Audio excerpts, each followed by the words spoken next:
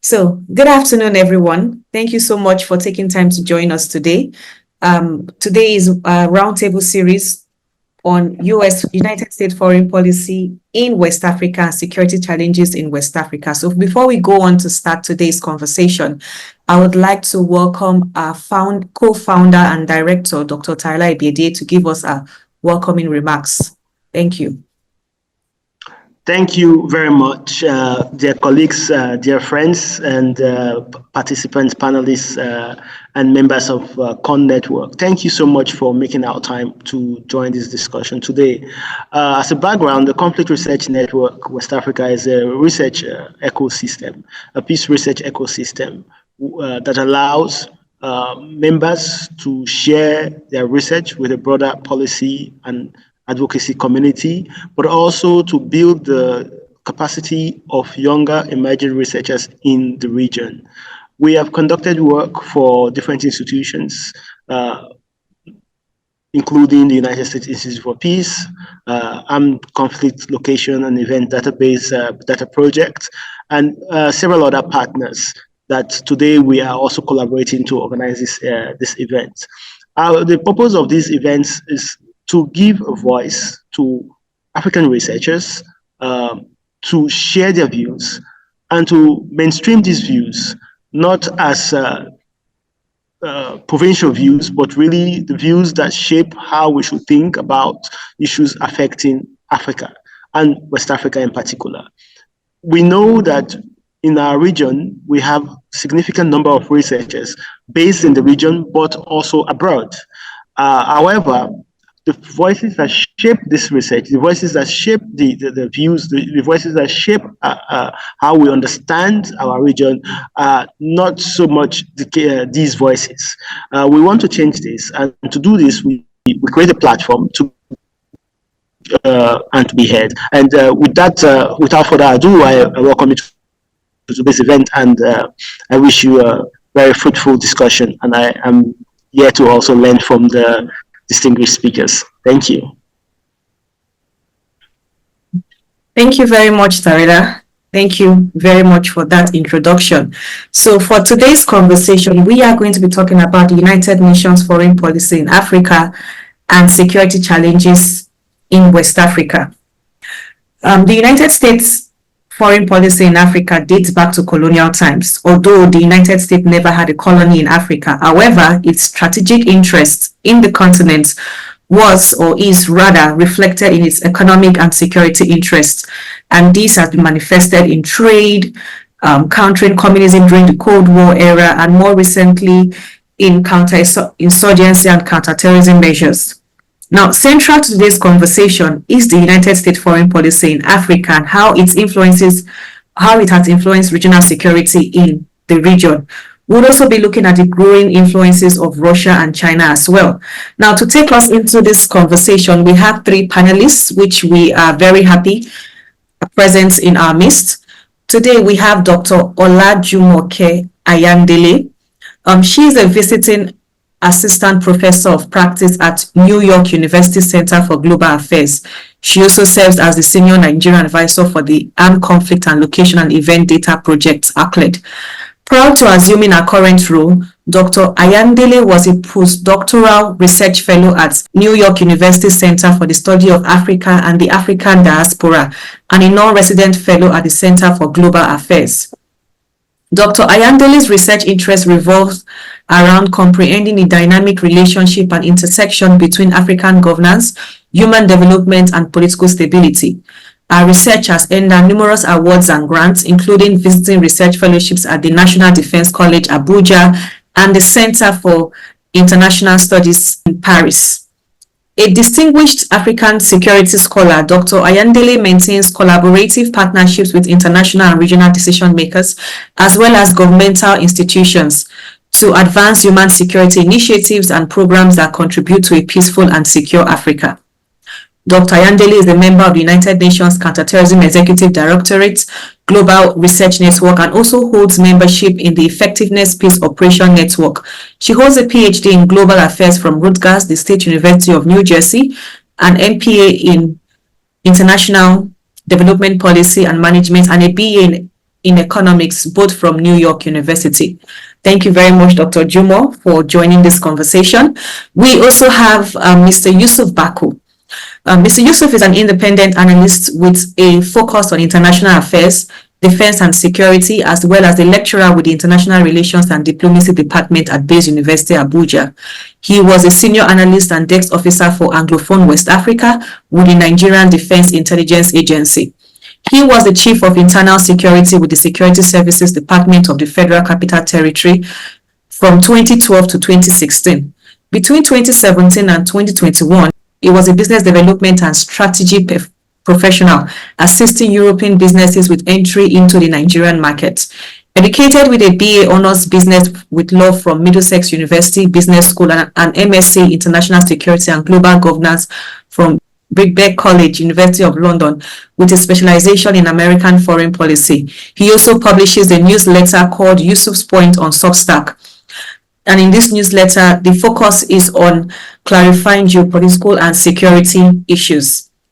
And of course, we also have Dr. Chris Kwaja, FSPSP. So he is an associate professor of international relations and strategy at the Center for Peace, Security, Modibbo, Adama University, Yola, Adamawa State, Nigeria. He is currently the country director of the United States Institute of Peace, Nigeria. He represents Africa as a member of the United Nations Working Group on Mercenaries, with a broad global mandate to monitor the activities of mercenaries as well as private military and security companies. He is also a global fellow at the Center for Human Rights and Humanitarian Studies, Watson Institute of International Affairs, Brown, United States, as well as visiting researcher at the Center for Democracy and Development, a West African democracy, peace and security think tank based in Abuja, Nigeria. He was formerly Director General Research and Planning Governor's Office, as well as Honorable Commissioner for Local Government and Chieftaincy Affairs, Plateau State. With over 100 publications to his credit, his research has focused on the security sector reform in transition societies, the privatization of security, the politics of identity in Africa, civil society elections, and democratization, as well as conflict, peace, and security analysis. We are very fortunate to have this very distinguished and knowledgeable panelists in our midst, and we look forward to hearing their views. So thank you very much, Dr. Jumo, Mr. Yusuf, and Dr. Chris. So without further ado, we will delve into the discussion. So Dr. Jumo, from what we do know, in the last several decades, West Africa has its own record or unique history of different forms of insecurity and violent conflicts in the region. In particular, in the last few years, we have had unique manifestations of insecurity in the Sahel region, and now we've been having these recurrent conversations about how what we have in the Sahel is slowly dwindling into coastal West Africa. So could you please give us a background of how, all right, okay. So please, could you please give us a background of how insecurity has evolved in West Africa, in particular regional insecurity manifestation in the Sahel and emerging threats in coastal West Africa? I can begin. Thank you, Evie, for that question. And I want to thank the COIN Network for inviting me to share some of my research as well as ACLED's findings on this issue. For those that don't know ACLED, the Armed Conflict Location and Event Data Project, we track in real time political violence all around the world. And in particular, Africa is one of our focal points because that's actually how we had started as an organization. So I'm very excited to share somewhat of our coding system and what we have gleaned with regards to, the locations, the hotspot regions, who the perpetrators are, who the victims are, and the trend of violence that we are seeing both in the Sahel as well as coastal West Africa. With that said, I'm going to see if I can share my screen now.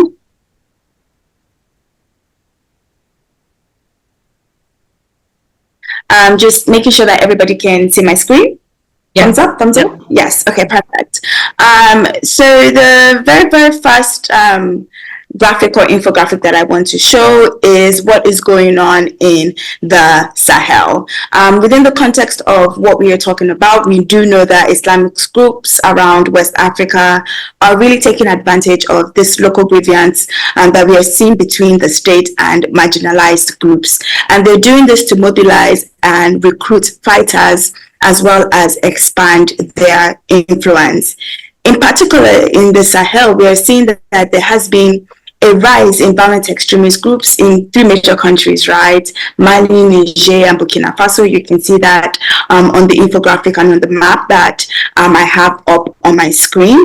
And we see this increased violence as a result of the security void that has been left because of the withdrawal of Western military support, in particular the withdrawal of French troops, the closure of the UN peacekeeping mission in Mali last year, and the withdrawal of funding and logistic support from the European Union. We're also seeing a lot of communities in the Sahel, in Mali, Niger, and Burkina Faso, increasingly joining groups such as the Islamic State and Al-Qaeda affiliated groups such as Jenin because of their imposition of strict Sharia law, especially in areas where we are seeing limited government presence or, non-proper governance. And we're also seeing that some local communities are choosing to stay in some of these areas because they really lack that resource to relocate and start their livelihoods in another part of the countries. We are also seeing that these extremist groups are using violence, as you can see up on the screen with the event type. We are seeing that violence against civilians, attacks, abductions, sexual violence, they have been increasing when we look at the last 4 years, January 2020 to March 2024. And we are seeing that a lot of these extremist groups use violence in towns and villages as they're expanding. Even though they are using this violence, they are also establishing and managing infrastructure. They're enforcing strict discipline in some of these areas. So we are seeing this enforcement of physical punishments for lawbreakers in line with Sharia law.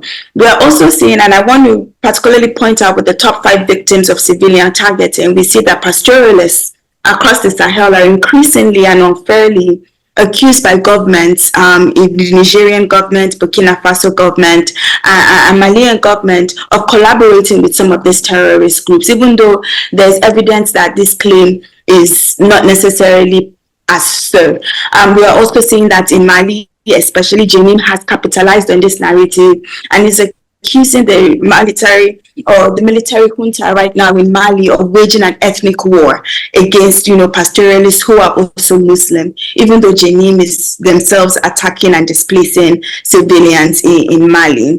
So I wanted to bring this infographic to our attention. We can see that if you look at the top 5 perpetrators of civilian targeting, apart from military forces in Mali, the top 4 are Islamist extremist groups, and this is very, very concerning, especially if we want to address the rise of violent extremism in West Africa. And on the right, you see your top 5 victims of civilian targeting, as well as the type of events that are taking place when it comes to political violence.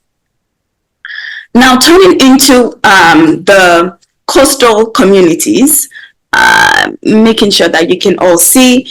As for coastal countries such as Benin, Ghana, Togo, Ivory Coast, there is increasing concerns about the spread of extremist groups coming from the Sahel to the south, right? Especially when there isn't state presence, and especially in areas where you see this high unemployment. And you can definitely see that a lot of the events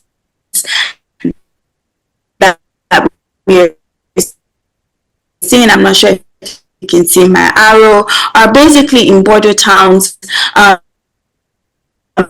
in states that full coastal countries of Benin, Ghana, Togo, and Ivory Coast. Interestingly, we're also seeing initiatives such as the Accra Initiative.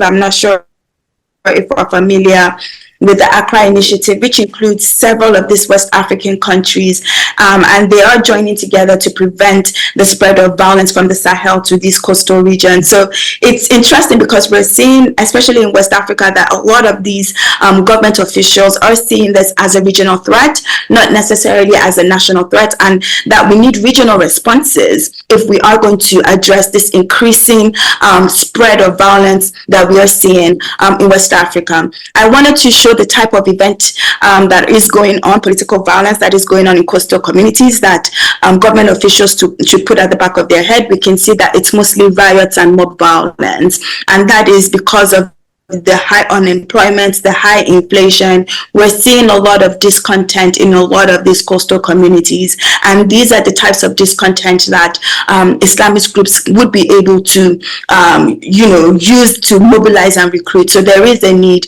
to address a lot of these governance deficits that we are seeing in marginalized communities and states. So I'm going to stop there because I know I had 5 to 7 minutes. If you do have questions on any of these infographics, I'm happy to answer them. I can also share them with Ebi, who can then disperse them to the wider COIN network. Okay, I will stop sharing my screen, and I'm looking forward to hearing from my other panelists and their questions and comments. Thank you very much, Dr. Jumo. You've given us a very good background of the insecurity dynamics in both coastal West Africa as well as the Sahel part of West Africa. And I definitely have a follow-up question which would take at the next stage of our conversation. So thank you very much. Now, Mr. Yusuf, now that we have a background of what is going on in terms of insecurity in the Sahel and the coastal West African region, we need to bring in the other part of today's conversation, which is United States foreign policy in Africa. So I would like you to give us an overview of the US foreign policy in Africa, in particular, how it has evolved over time, looking at the different sectors, the economic, the politics, and as well as the security dimensions. Thank you very much.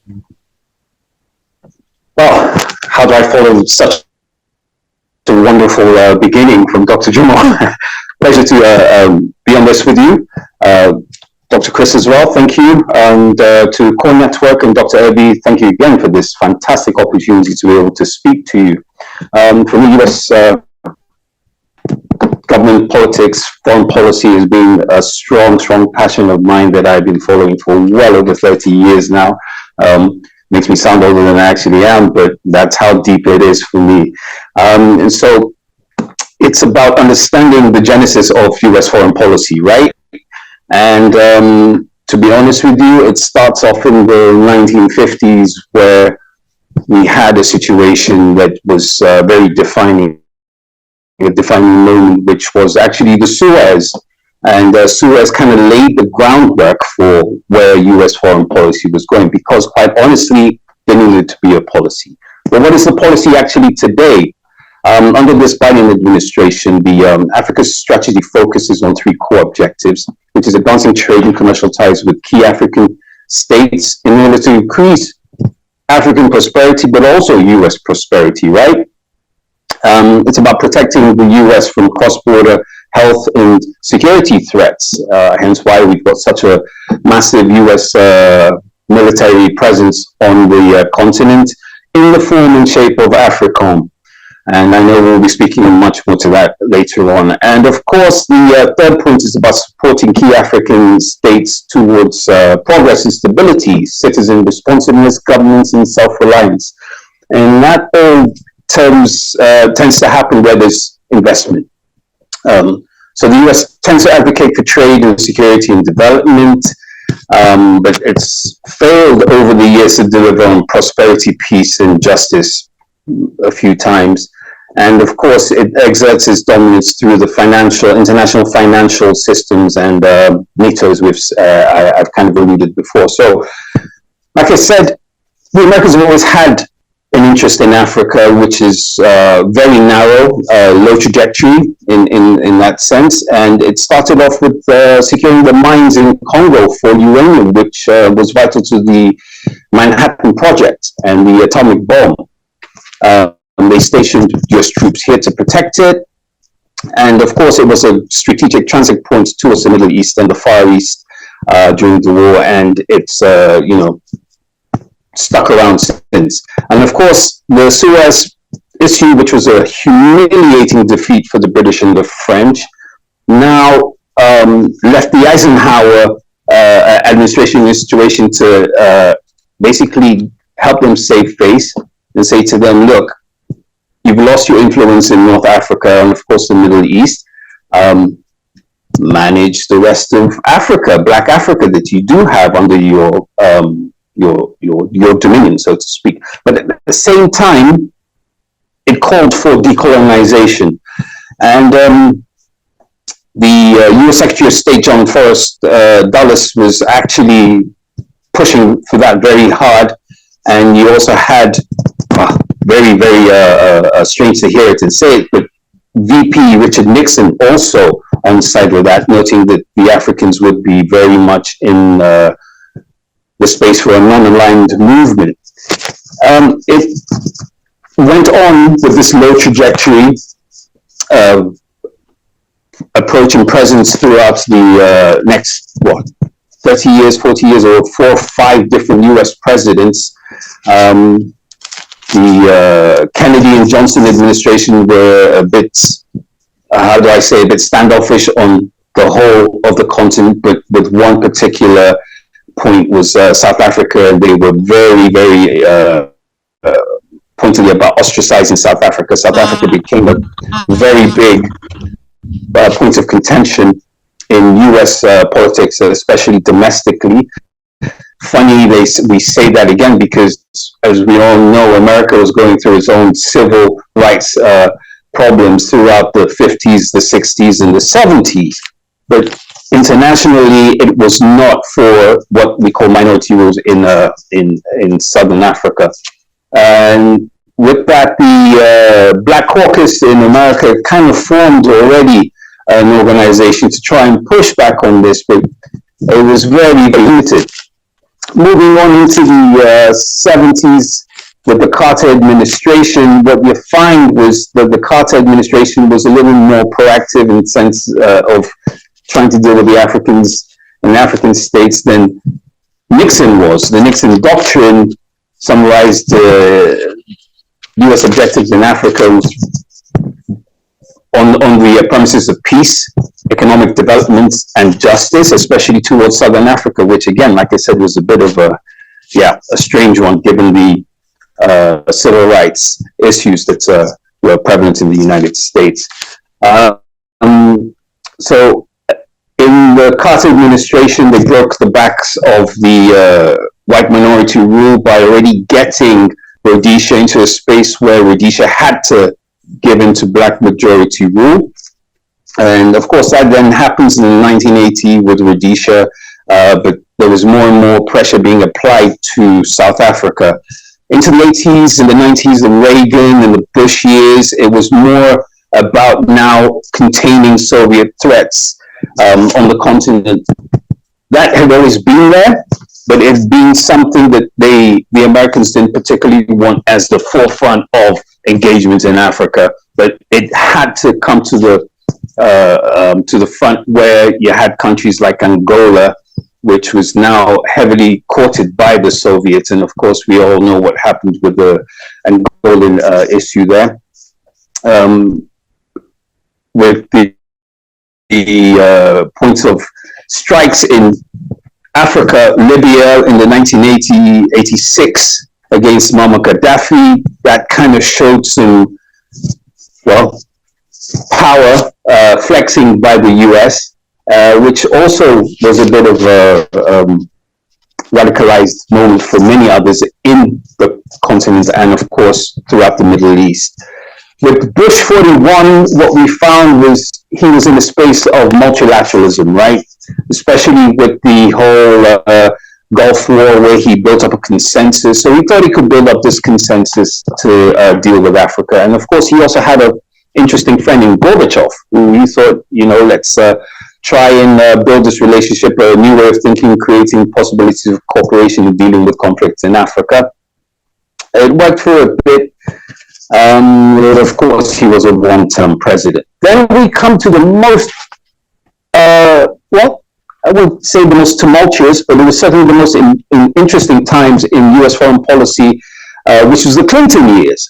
An activist president, he tried his hardest to renew interest in Africa. He didn't specifically go directly towards economic development. He thought about helping people. So, yeah, more creativity came out through the AGOA Act, for example. But it soon ran into problems where he tried to put boots on the ground in the continent, especially looking at the Mogadishu October 3 incident, where 18 US military personnel killed and scores of Somalis wounded. This was not good optics, and also didn't play very well with the public at home and, of course, Congress. And it all came to a head where individuals in Congress spoke about Africa as not an important area of the world, that they had more significant and military interests and security interests to deal with. And so it kind of proved to be a damp squib, right, for the Americans, and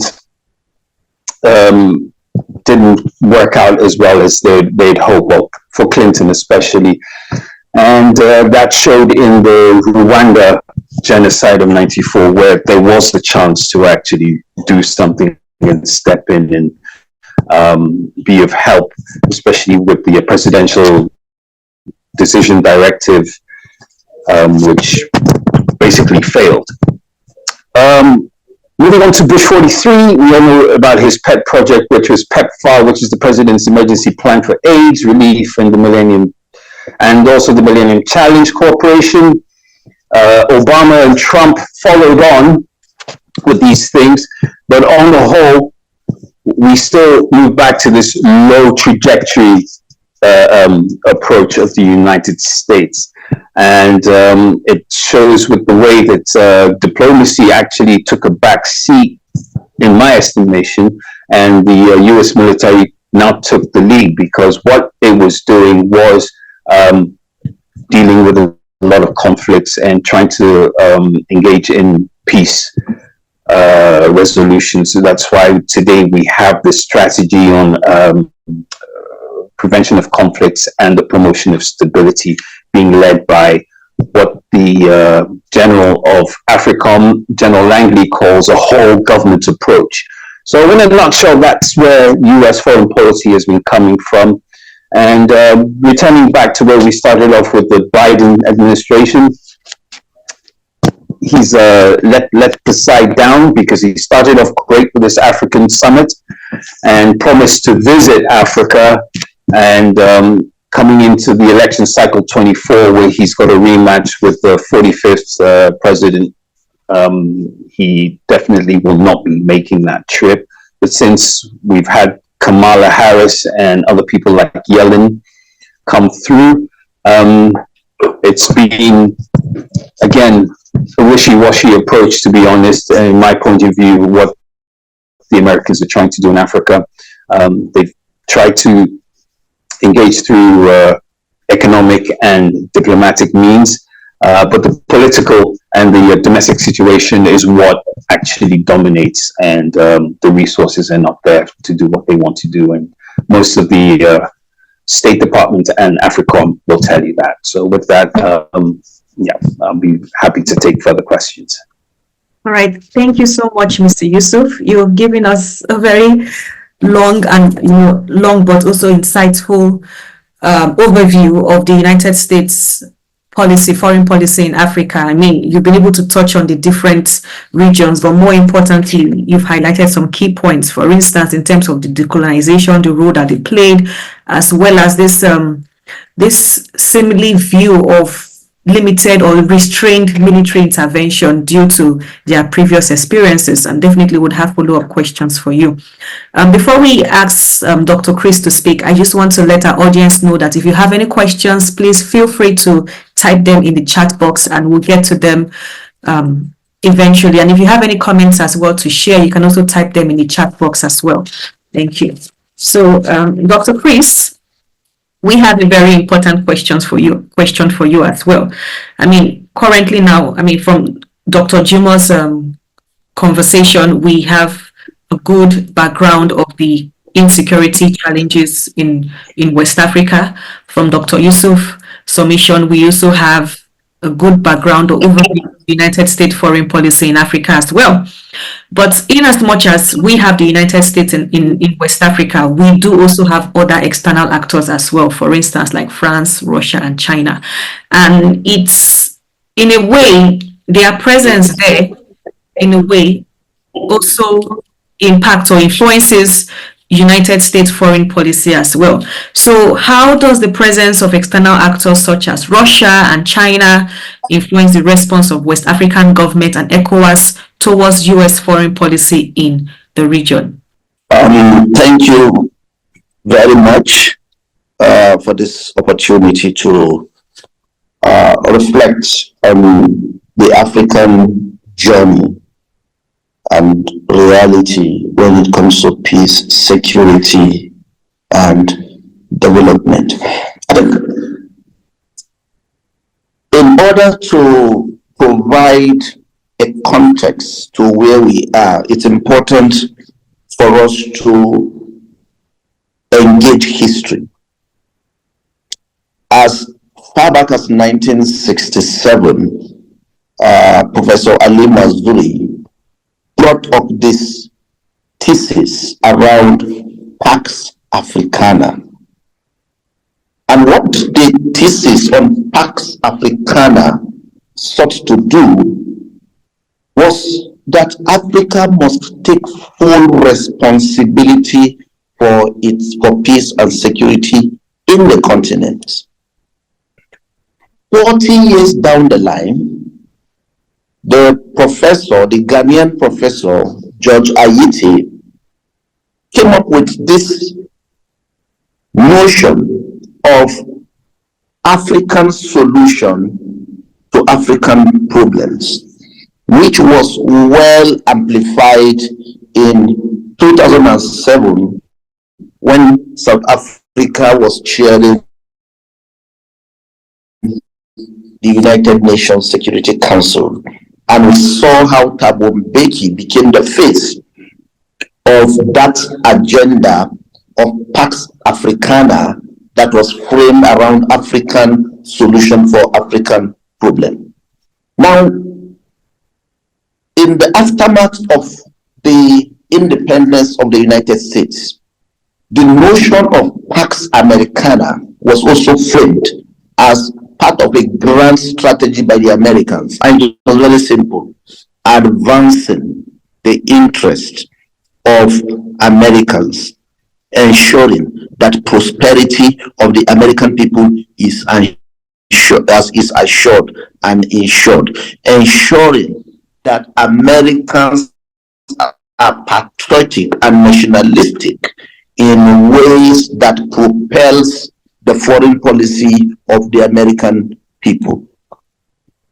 Today, in Africa, the story is that insecurity, bad governance, stunted development that is a function of maladministration, population displacement as a result of conflict, violence, and crime have become the defining phase of the African identity. The Japa syndrome is a huge testament to the fact that because Africans are not able to get what they should get here on the continent, Europe, North America, and even Asia have become the focus for them to move on in search of greener pasture.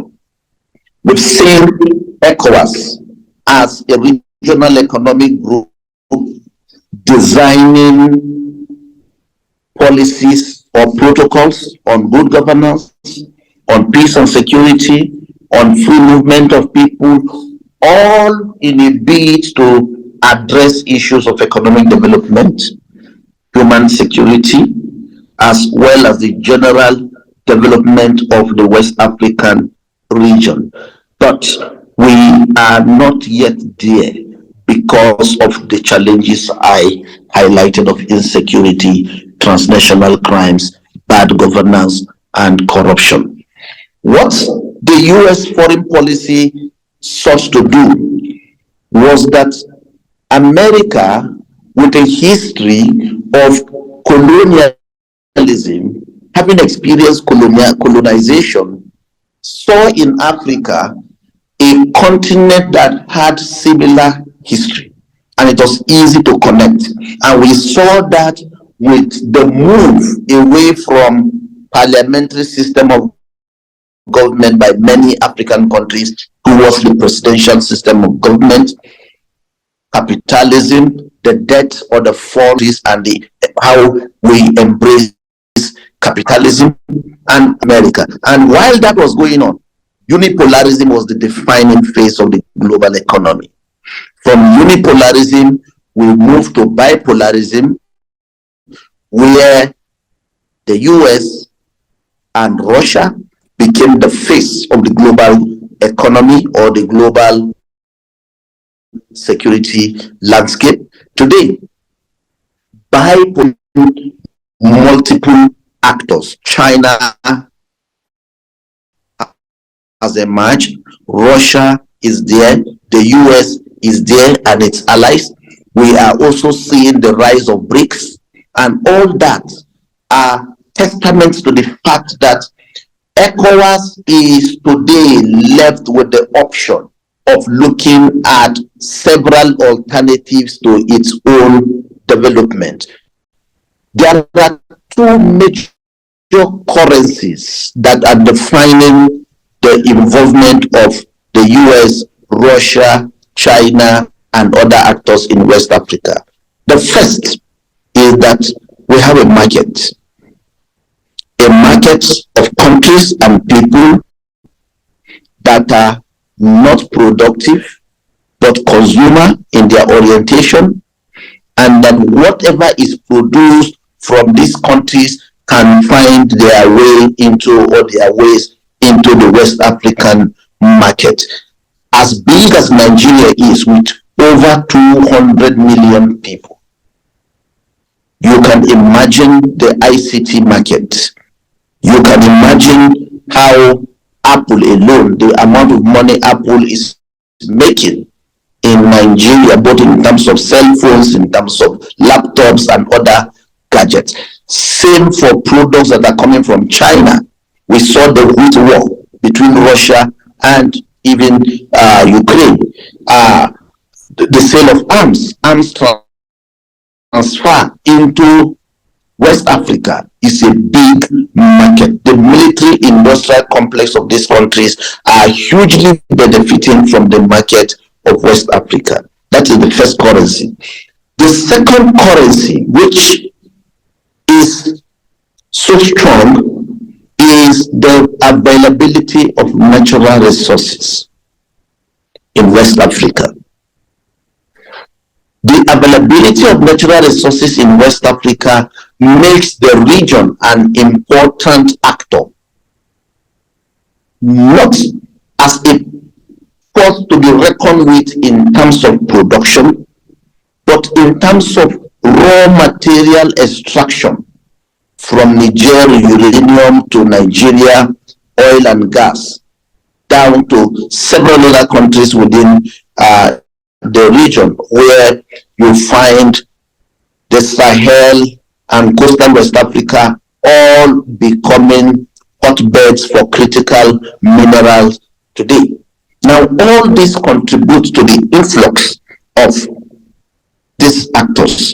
But the key question for me going forward is, what agenda does West Africa, does ECOWAS have in place in dealing with these actors as they come?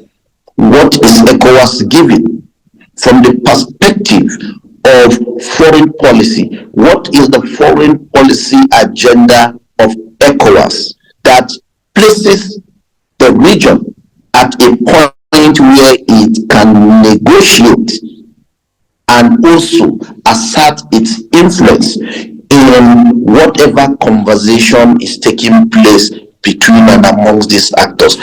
ECOWAS is here to do that. And that is why, going forward, without this clearly defined agenda for engagement, ECOWAS will continue to be the chessboard for superpower conflict, or what we call great power competition in West Africa and the ECOWAS continent in general. And I think for me this is a very important issue, that from the perspective of research and policy, we must bring policymakers and the intellectuals together to look at how well this can be done. We need to go back to the 1970s.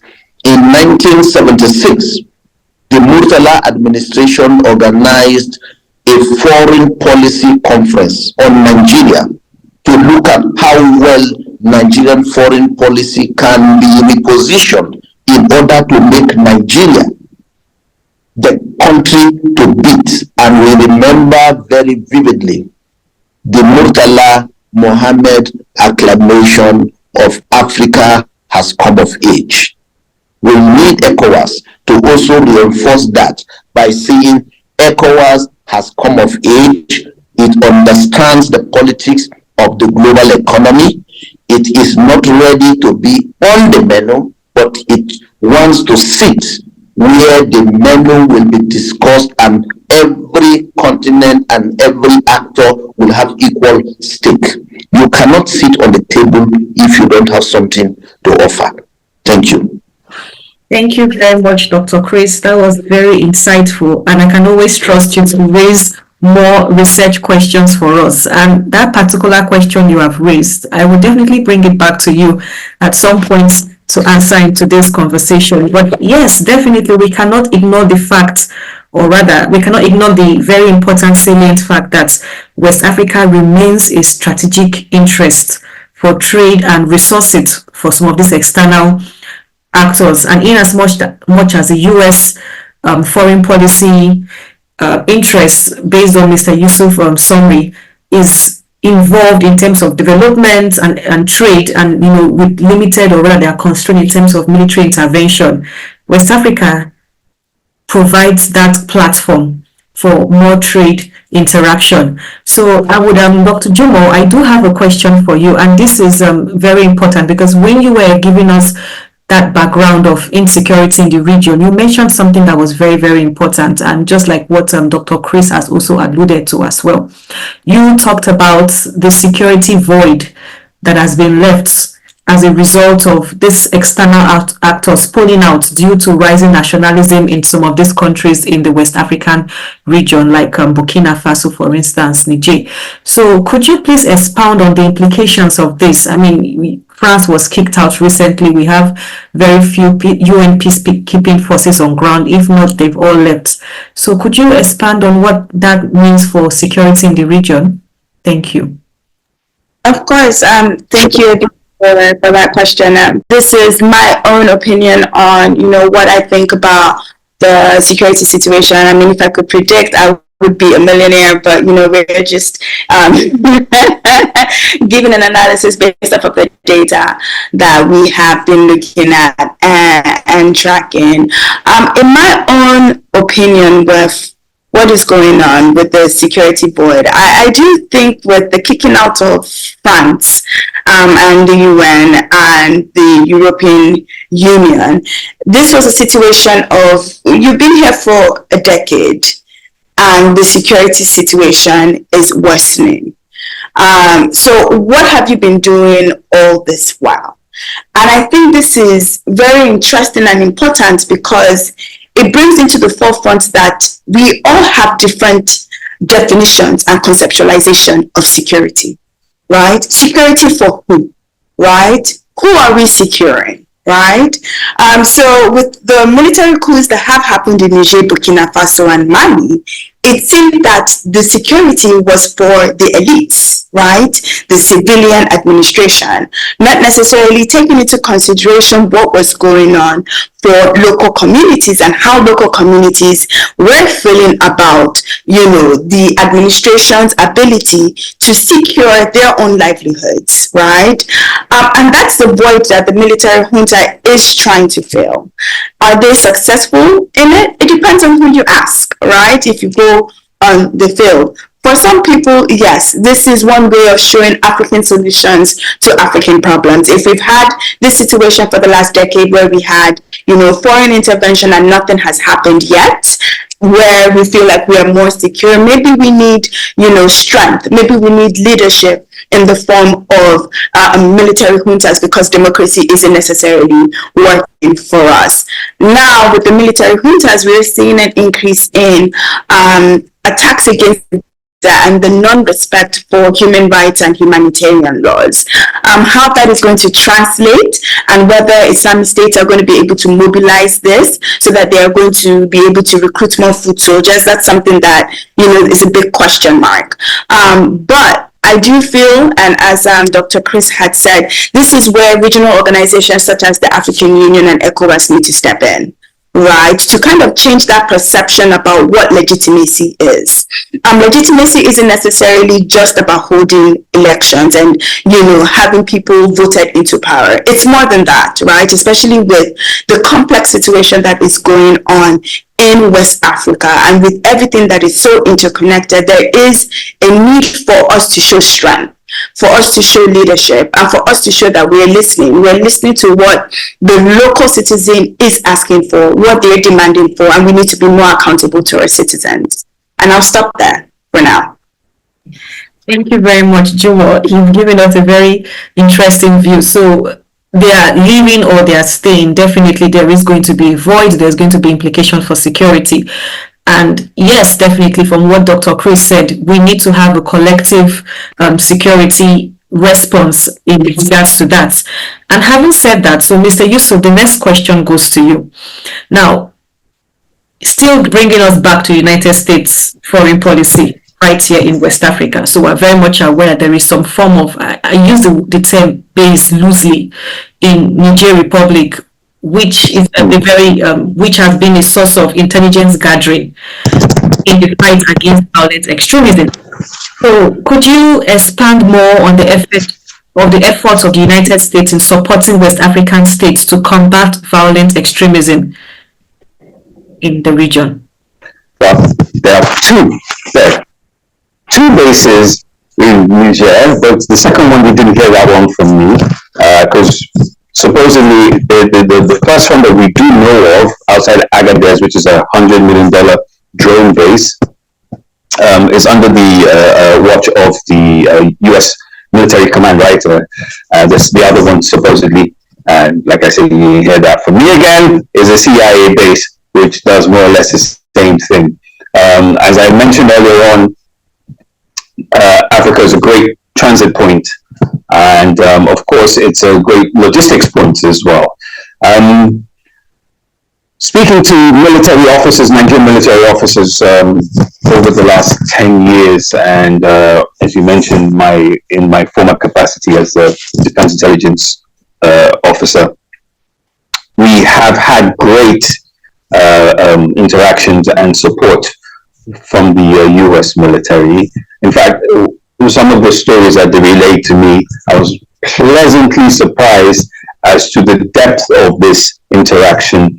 So much so that it was literally live, real-time intelligence being relayed to our boys in the field, which was obviously very, very helpful in saving lives in the completion of missions.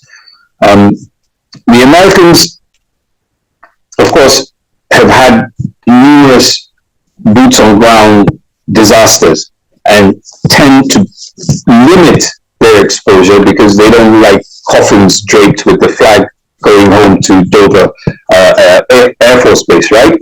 So what they would do is they tend to work with military and security apparatus by increasing the training, even to the point of sometimes embedding these trainers into these groups of military units, and it's a constant ongoing engagement and relationship. What the Nigerian military people have said to me is that they have been most generous, and of course I take that in terms of the equipment, but also in terms of the knowledge that they part and they leave them with, in comparison to our former colonial overlords, the British, who apparently would come give you the best of training, the best of insight, and the best of knowledge, but nothing more. So the Americans do their best to not just train you, but also to leave something for you to use when you're imparting your knowledge. That's helped us with our action in the Northeast. It's helped us with our ability to keep partnerships and alliances going. So the Americans, yes, their engagement is a half and half again. They want to be able to do more, but again, they're constrained by the politics of it all. We also do make sure that we can reach out to them when we do need their advice, their engagement. But however, they are lucky with us because we don't use the knowledge that we've gained from them to take over the government, which recently was a very, very big point that was held and put towards General Langley at the US AFRICOM House Armed Services Committee. How come these people that we train now utilize the knowledge against democracy? Why this democratic backsliding? Why is it happening? Shouldn't they be using this knowledge to fight the violent extremist organizations?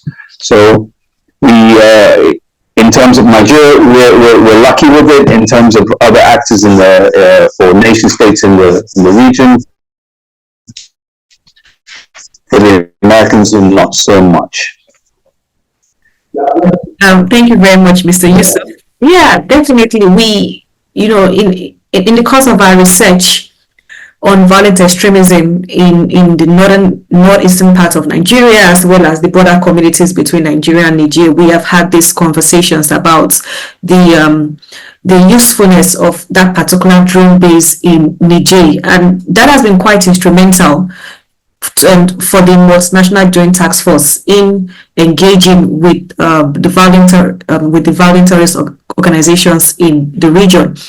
Although one would argue, if one is being cynical, about the quality of intelligence being gotten as at when being given. Sometimes there could be some delays, sometimes it could be a bit incomplete. But it all boils down to the interest of the country. So definitely, and yes, I tend to agree with you regarding the training and of course instruments being used. So thank you very much, Mr. Yusuf.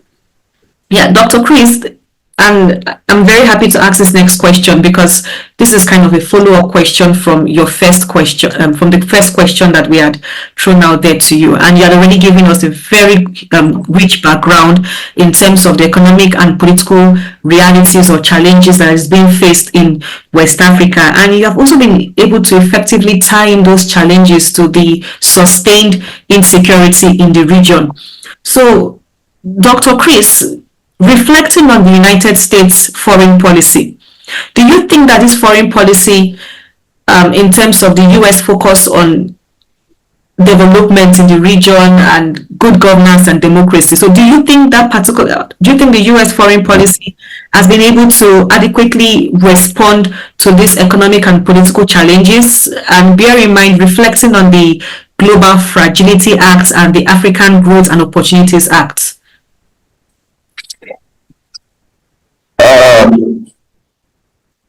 Unfortunately, one of the fights I always have with our African colleagues is when we frame Africa US, Africa, Russia, Africa, China, Africa, UK, Africa, France engagement in a way that places the entire continent of Africa at the foot of just one country, be it France, be it Russia. Africa has 54 countries. And you gather all these 54 countries to go and meet one country called Russia. That's the biggest insult on a continent called Africa. And we must not accept that. That's the starting point. Number two, no country on earth operates, particularly the serious ones, none operate without an agenda. The globalist economy is one in which survival of the fittest is the defining feature. And survival of the fittest is not framed on the lockdown. No, it's about how each country is able to advance its tools, use what it has. And that's where geostrategic studies becomes very important. And what geostrategic studies does for you is that it gives you, it empowers you with the understanding of your location within the environment you operate. The threats are and what the opportunities are for you in advance. On the basis of this logic, we will now ask the question whether or not you, to the extent that we are able to push our own interests, or it will solve to the extent that we are able to push our own interests rather than go cap in hand as beggars waiting for a country to design a foreign policy that will benefit us. The biggest colonialists we have today on the continent are the Chinese, and we see what is even happening with the extraction of raw materials from Nigeria to China. What are we doing about that? We complain about the US. The openness with which the US has given us access to knowledge, access to technology, and access to tools that should advance our own developmental aspirations need to be commended. But the key question is our agenda of shared prosperity. That is what happened to the Abacha youth. The West that we fight said there are monies that were siphoned for it was truly the Abacha money or his regime. They were sent back to this country, to Nigeria, for instance. What did we do with that money as a country? When we had the debt issue, and Obasanjo worked with Ngozi and others to get a debt relief, what happens to the monies that came from that? To what extent do we use all that to address fundamental problems of poverty, unemployment, and inequality? So I think for me, it's more about looking inwards to the African infrastructure for governance, for security, for peace, and for development in terms of how they have been laid and positioned to engage all these countries, and in engaging these countries, advancing our own interest of achieving development, achieving peace, security, and stability in a way that reinforces this agenda of Pax Africana in terms of how we are able to also leverage on our own technology, our own expertise, which has to do with African solutions for African problems. Thank you. Thank you very much, Dr. Chris. Yeah, I'm sure. I mean, when you look at literature written by African scholars in terms of looking at our socioeconomic realities, in particular infrastructure, yes, there is a huge gap between, governing for security or governing for economic prosperity. So that is there as well. And we are very much aware that the African Growth and Opportunities Act by the United States in terms of its foreign policy has been quite effective to a certain degree. I mean, in terms of tariffs, in terms of customs duties, in terms of engaging in, this massive trade flows from the United States to Africa, or from most African countries to the US. So that is something to look at. But the question really is, as this foreign policy, because the US has a foreign policy towards African states, and part of what they have insisted repeatedly is that they are working towards ensuring development in African states in order to bring about international peace and security. So the question has always been, is this foreign policy, these acts in terms of the GFA or the AGOA Act, are they actually helping the US achieve its own interest in terms of development in Africa? Although it's quite controversial, and I'm sure different sides of the fence would have something to say. And I'm hoping that our participants, when we get to the question and answer session and comments, would share their views as well. So thank you very much, Dr. Chris, for that background. So we move on to the next question. Dr. Jumo, this is for you. And I think Mr. Yusuf had mentioned AFRICOM in passing. So I'm bringing AFRICOM to you in this point. So we have heard about AFRICOM. There is always this narrative. Based on what we know that happened in Afghanistan, in Iraq.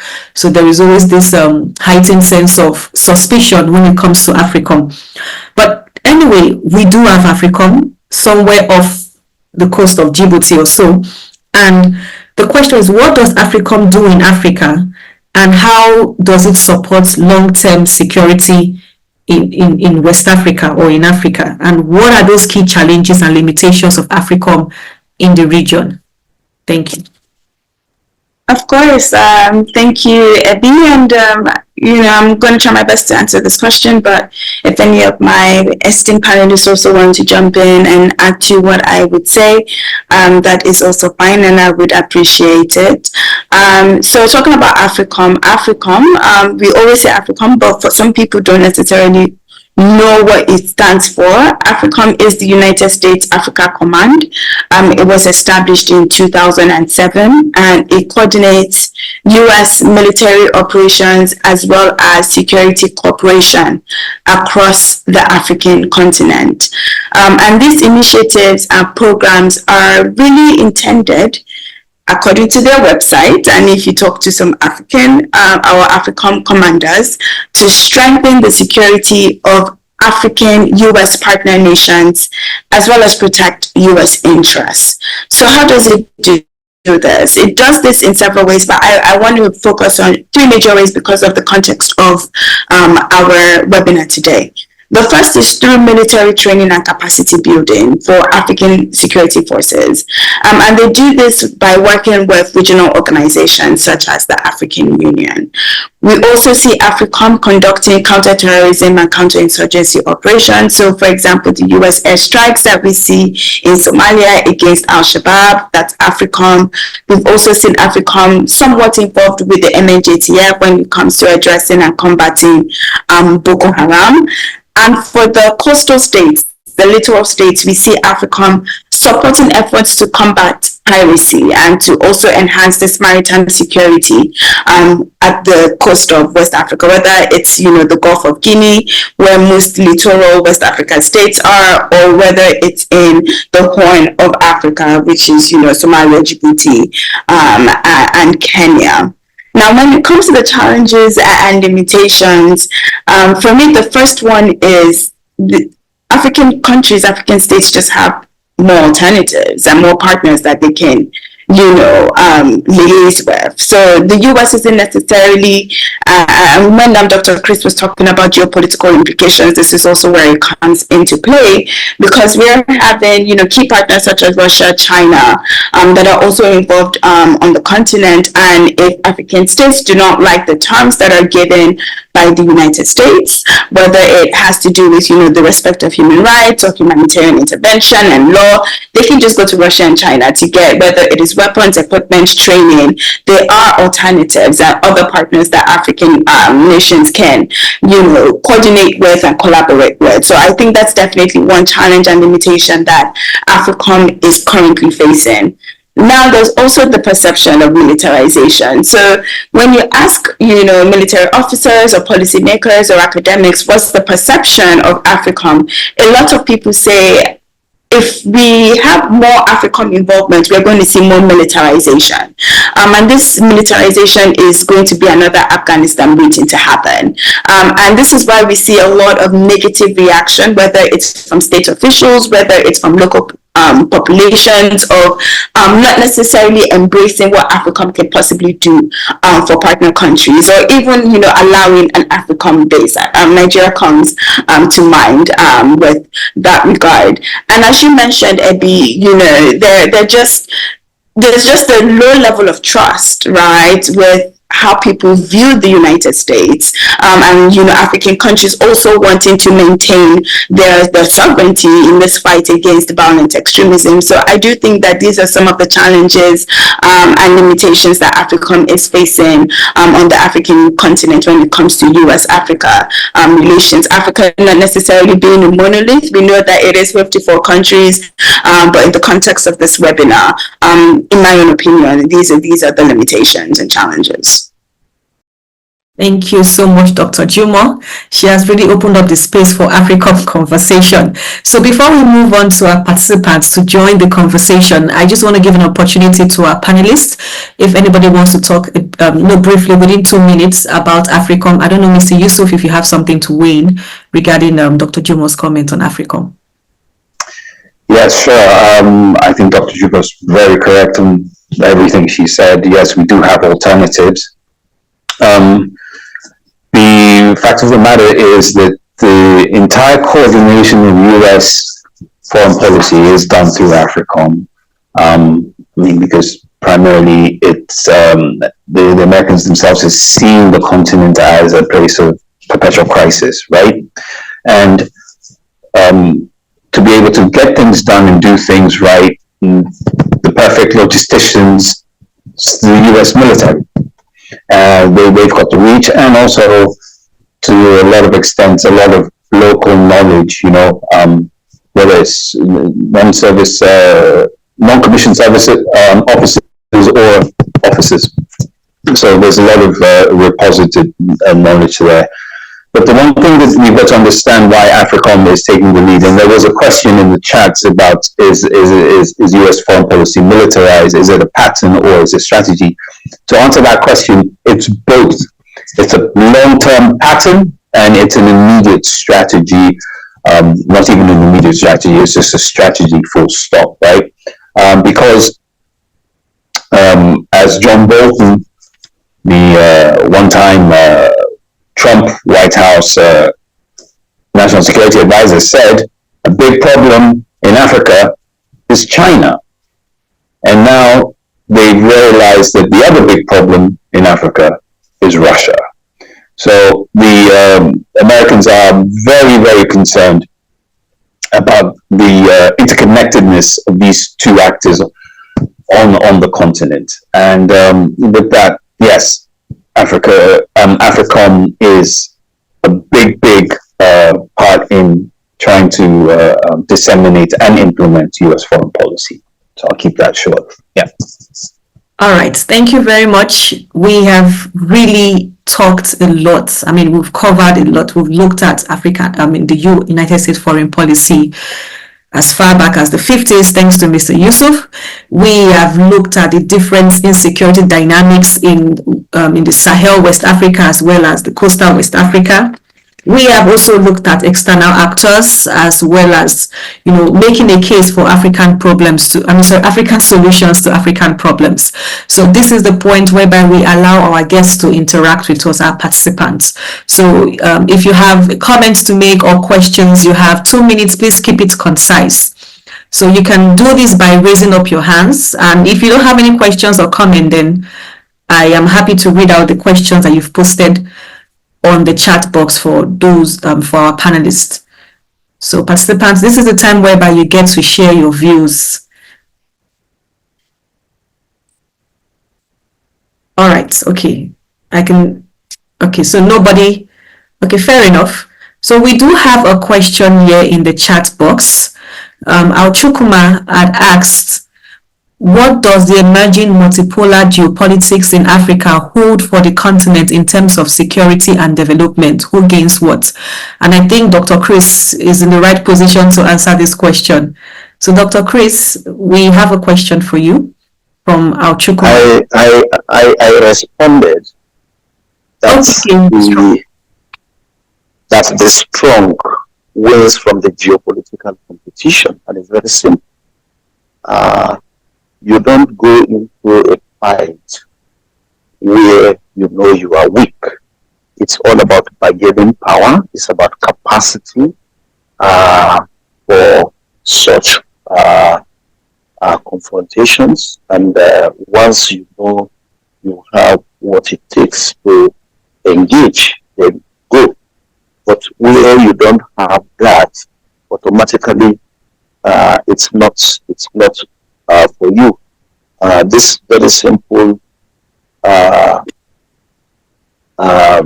theory of the race, not for the poor or for the weak, but for the strong. That's what we see happen in this arena, where people are engaging on the basis of the strength that they have. And that is why one of the most unfortunate conversations going on right now is about the inclusion of countries from Africa as members of the UN Security Council. And when you look at all the permanent members of the UN Security Council, each member is bringing something to the table. When you go as a country from Africa, what are you taking or placing on the table? It's not just about warming a chair, but it's about your ability to assert yourself. So we are yet to get there.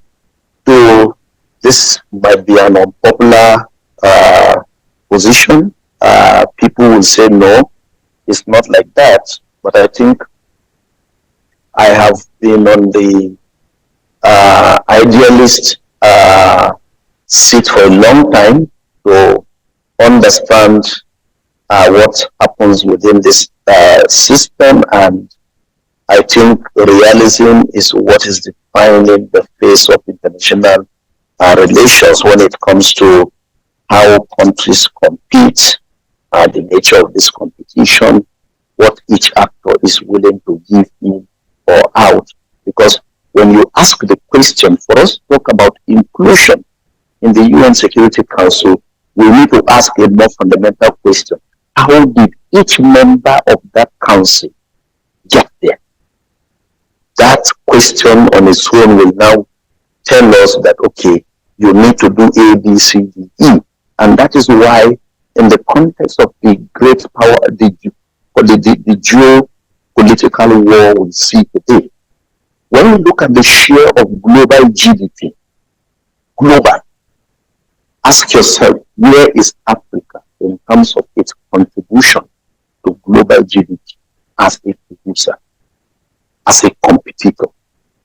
That is where we need to really engage the system. And that's why the point I raised initially of looking inwards, that we must cleanse ourselves, we must strengthen our institutions in a way that ensures we have something to give. So far, we only have the population to give, but the population is weak because of poverty, because of hunger, because of disease, because of starvation, because of human-induced challenges that makes the population a consumer population rather than a production population. So we must be able to use our population as a currency for engagement. And that requires huge investment in education, huge investment in health. We are talking about diseases today. We are talking about open defecation in Africa. It's a very serious problem that people are still not having access to where they can even defecate.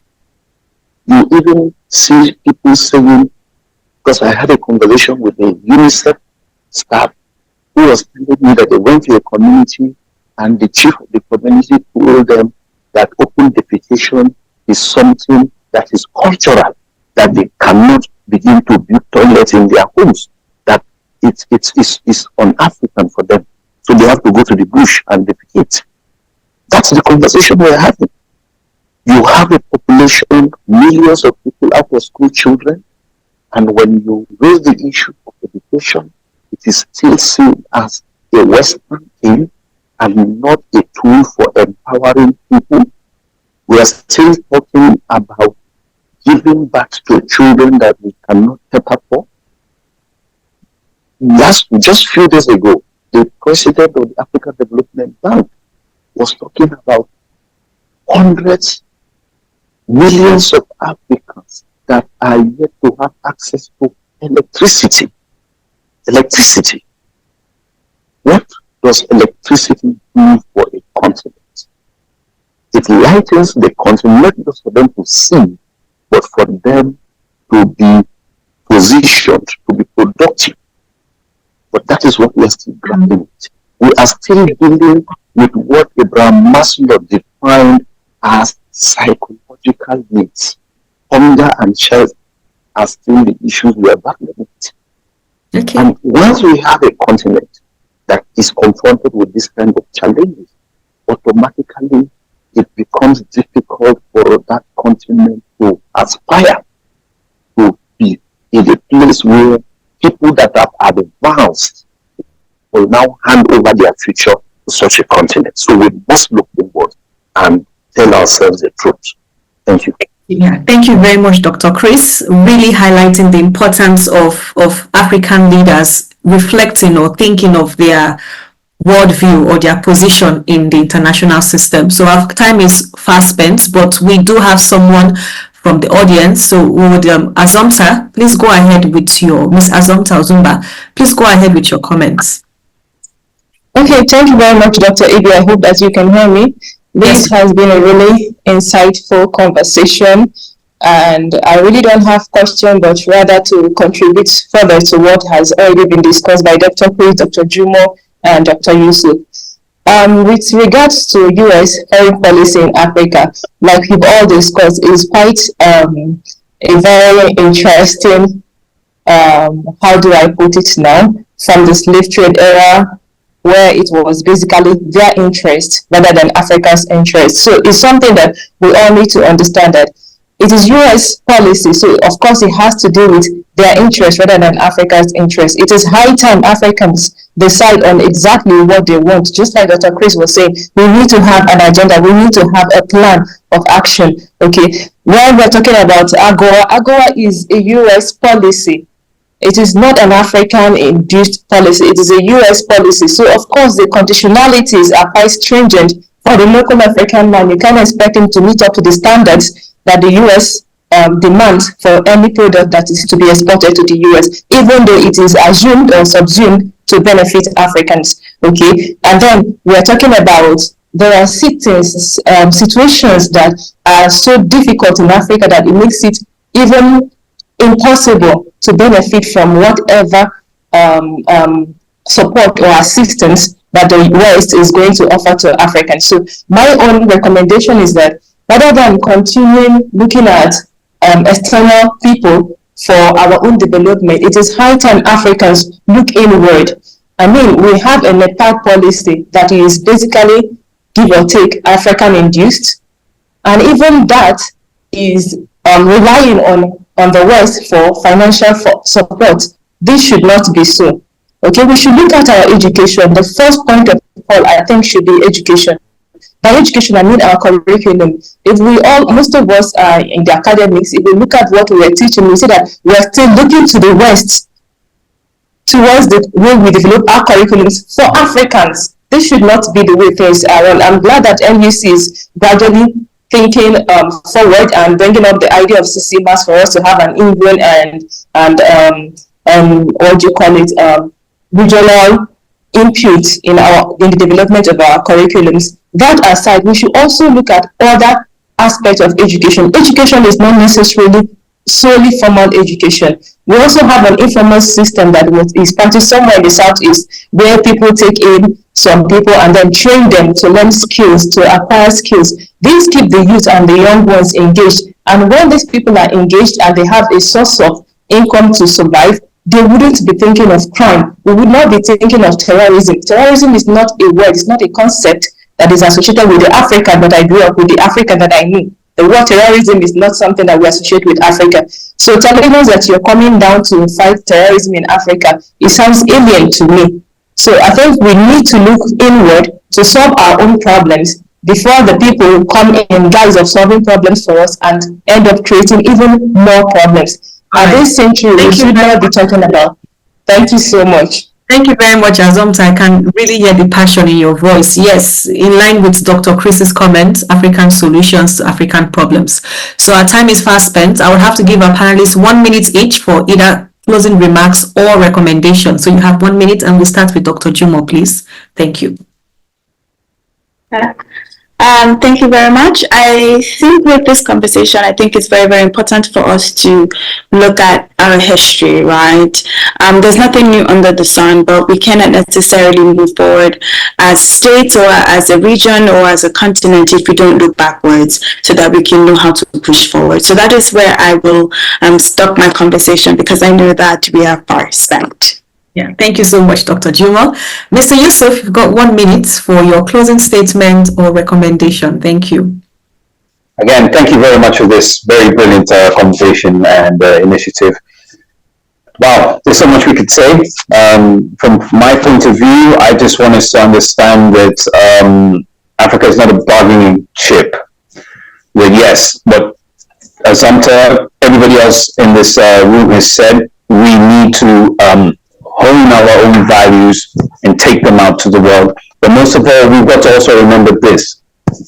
The values espoused by the United States of America is not honest. They are not honest with themselves. So how do we expect them to be honest with us? It's been a very contradictory defense of even its own democracy, civil rights, and liberty, as we've seen from its history. And we must also remember that everything that it does is through an affinity for militarism, coercion, and power. So we must understand the currency which we need to spend with these people.